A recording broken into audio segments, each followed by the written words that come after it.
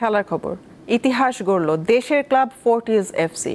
বিকেলে AFC challenge লিগে কিরগিজস্তানের club মুরাজ ইউনাইটেডকে 1-0 গোলে হারিয়েছে তারা। এতে গ্রুপ পর্বে জায়গা করে নিয়েছে ফোর্টিজ।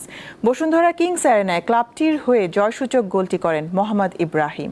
ম্যাচের বয়স তখন 52 মিনিট। গোল শূন্য প্রথমার্ধ শেষে আচমকা মাঠ জুড়ে উল্লাসে ফেটে পড়েন ঢাকা প্রিমিয়ার লিগে তৃতীয় স্থানে থাকা ফোর্টিজ এফসি।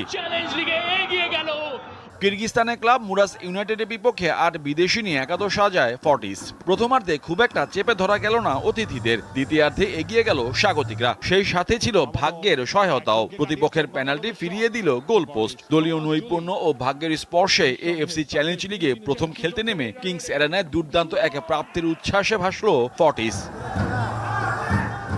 গেল মৌসুমে ফুটবল লিগে তৃতীয় হওয়া ফোর্টিজের চ্যালেঞ্জ লিগে খেলার সুযোগ ছিল না, কিন্তু বসুন্ধরা কিংস ও আবাহনীর উপর ফিফা নিষেধাজ্ঞা থাকায় দুয়ার খুলে যায় তাদের। এটা একটা চান্স যে অনেক কিছু হচ্ছে, কিন্তু ফুটবলের উন্মাদনার জন্য আরেকটা কিছু ঘটুক।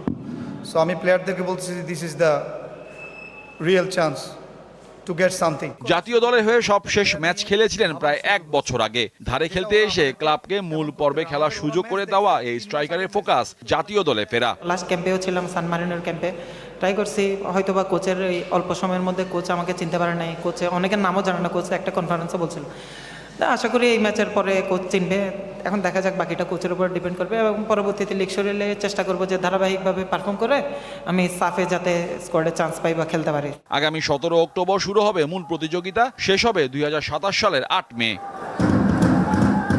মোহাম্মদ হাসিব, দীপ্ত স্পোর্টস, ঢাকা।